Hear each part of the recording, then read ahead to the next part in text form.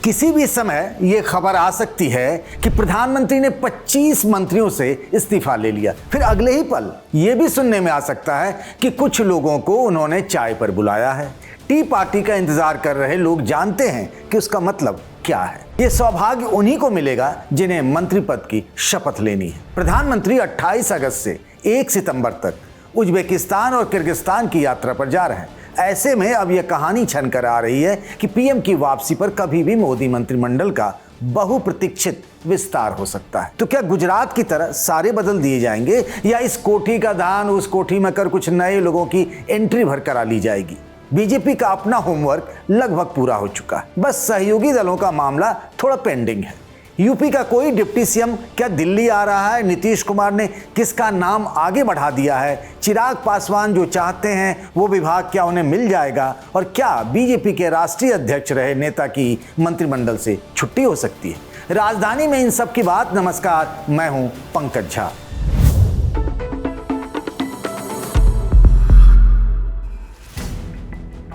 नितिन गडकरी को लेकर कुछ न कुछ अफवाह चलते ही रहता है, कभी E20 जैसे मुद्दे को लेकर तो कभी एक्सप्रेसवे में गड्ढों को लेकर। पर इस बार मौका उन्होंने खुद दे दिया। अक्सर ऐसे बयान वे नागपुर में ही देते हैं। उन्होंने एक कार्यक्रम में कह दिया कि अब पहले जितना काम नहीं हो पा रहा, नई पीढ़ी को जिम्मेदारी देने का समय आ गया है। बात जंगल में आग की तरफ फैली। मामला नितिन गडकरी का तो था ही, टाइमिंग का भी सवाल था। मैसेज गया कि मंत्रिमंडल विस्तार से पहले कहीं उन्हें ऊपर से इशारा तो नहीं कर दिया गया है। जब लगा पानी सर से ऊपर जा चुका है तो उनके ही ऑफिस ने ही क्लैरिटी दी, मतलब स्पष्टीकरण दिया। बोले उस बात का अर्थ मंत्री के पद से नहीं, एक ट्रस्ट के काम को लेकर था। गडकरी पर बात अभी थमी भी नहीं थी, तब तक यूपी के दोनों डिप्टी सीएम केशव प्रसाद मौर्य और ब्रजेश पाठक को दिल्ली तलब किए जाने की जानकारी आने लगी। दोनों के रिश्ते लखनऊ के बजाय दिल्ली से ज्यादा अच्छे बताए जाते हैं। मतलब यूपी के जो मुख्यमंत्री हैं योगी आदित्यनाथ, उनके साथ इनकी जो निकटता होनी चाहिए वो उतनी है नहीं। एक ही मुद्दे पर सीएम और डिप्टी सीएम के अलग अलग बयान आते रहे हैं, पर पिछले कुछ दिनों से लगभग सीज फायर जैसा मामला है। ये भी दिल्ली के ही इशारे पर है। दोनों की मुलाकात अमित शाह से हुई है। ऐसे संकेत मिल रहे हैं कि इनमें से किसी एक को लखनऊ से दिल्ली लाया जा सकता है, मतलब कैबिनेट मंत्री बनाने की बात चल रही है। निर्मला सीतारमण ने भी थोड़ी राहत की सांस तो ले ही ली होगी। फाइनेंस मिनिस्टर के तौर पर उनका रिप्लेसमेंट कौन होगा, इसकी तक कानाफूसी होने लगी थी। शक्तिकांत दास पीएम के प्रिंसिपल सेक्रेटरी नंबर 2 हैं।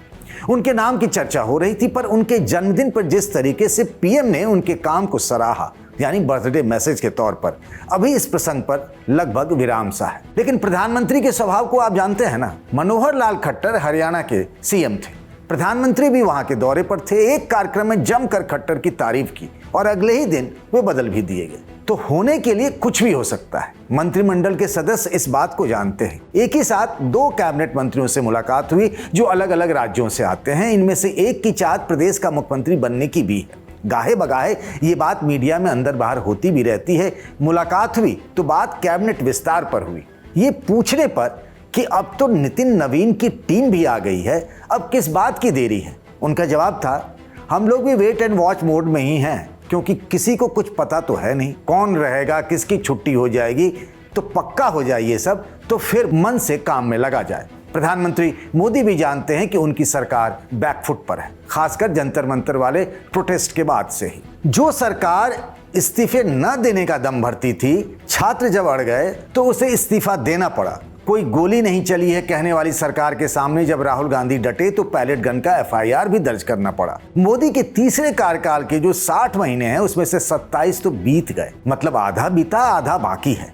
पर यह मोड़ बड़ा नाजुक है। पेपर लीक, राम मंदिर, चढ़ावा चोरी और महंगाई जैसे सवालों के बीच सरकार घिरी हुई है। उम्मीद थी नितिन नवीन की टीम से कुछ जकड़न टूटे, नए नाम आए तो देखने का नजरिया बदले। पर जैसा हमने राजधानी में ही बताया था, खोदा पहाड़ निकली चुईया वाली स्थिति रही। तो अब जो भी है वो ये है कि प्रधानमंत्री की नई टीम कैसी होगी, बीजेपी के कैंप में क्या होगा, उस पर हम आगे बात करते हैं। उससे पहले बीजेपी के सहयोगियों की बात कर लेते हैं, जहां हलचल ज्यादा है। मोदी सरकार से जेडीयू कोटे से केंद्रीय मंत्री राजीव रंजन सिंह उर्फ ललन सिंह पटना पहुंच गए। बुलावा नीतीश कुमार का है। हरिवंश राज्यसभा के उपसभापति जेडीयू के कोटे से बने थे, पर अब वे बीजेपी से राज्यसभा के सांसद हैं।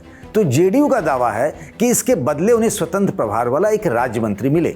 रामनाथ ठाकुर पहले ही से जेडीयू से राज्य मंत्री हैं। अब दावेदारी संजय झा की बताई जा रही है। नीतीश कुमार की तरफ से तो ग्रीन सिग्नल मिल ही जाएगा। क्या पीएम इसके लिए तैयार हो जाएंगे? जेडीयू के 12 सांसद हैं लोकसभा में।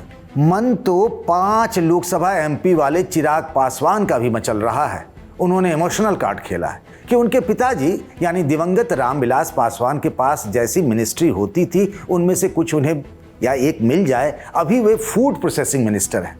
जिन राज्यों में चुनाव है, मतलब अगले लोकसभा चुनाव से पहले जिन 16 राज्यों में चुनाव है, तो उसकी एक छाप भी मंत्रिमंडल में दिखेगी। इन राज्यों से उस तरह के नेताओं को मंत्री बनाए जाने की बात है जिससे चुनाव में वहां फायदा हो।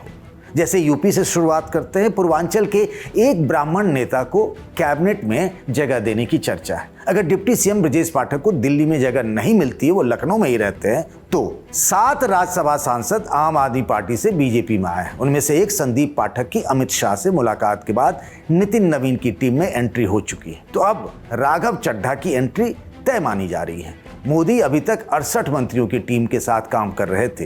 ये तब की बात है जब धर्मेंद्र प्रधान का इस्तीफा नहीं हुआ था, रवनीत सिंह बिट्टू और जॉर्ज कुरियन का राज्यसभा का कार्यकाल पूरा नहीं हुआ था। मतलब ये तीनों लोग अब इस्तीफा दे चुके हैं, तो बच गए 65। अब इनमें से 2 नाम पंकज चौधरी और हर्ष मल्होत्रा को पार्टी में भी काम मिल गया है। चौधरी यूपी बीजेपी के अध्यक्ष है और हर्ष मल्होत्रा दिल्ली के। अगर पार्टी एक व्यक्ति एक पद के फॉर्मूले पर चलेगी तो इनकी छुट्टी, वरना जेपी नड्डा की तरह क्या पता छूट भी मिल जाए।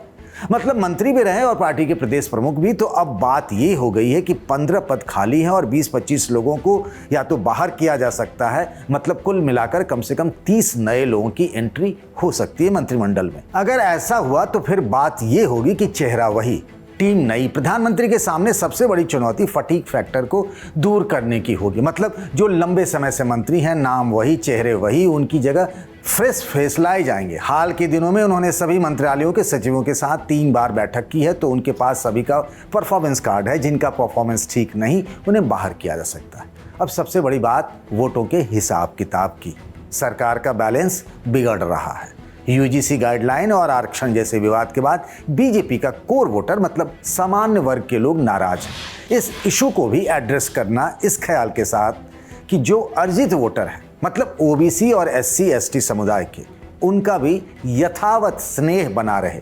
कुल मिलाकर कहानी 2029 से बहुत पहले 2027-28 में निभ जाए, उसकी है। 27 में यूपी का चुनाव है। जेपी मतलब जयप्रकाश नारायण किसके हैं, इस पर योगी आदित्यनाथ और अखिलेश यादव में ठन गई है। लखनऊ में जेपी के नाम पर जयप्रकाश नारायण इंटरनेशनल सेंटर बना है। ये ड्रीम प्रोजेक्ट तो अखिलेश यादव का था, उनके समय में ये पूरा हो नहीं पाया। इसमें 107 कमरे का लग्जरियस होटल है, क्लब है, म्यूजियम है, हेलीपैड है, ओलंपिक साइज का स्विमिंग पूल भी। इसी हफ्ते योगी सरकार ने 30 साल के लिए जेपीएनआईसी को 830 करोड़ रुपए में लीज पर दे दिया। जिस कंपनी को ये मिला है उसका नाम है वृंदावन बॉटलर्स प्राइवेट लिमिटेड। कभी सीएम योगी ने जेपीएनआईसी को भ्रष्टाचार की जीती जागती मिसाल बताया था।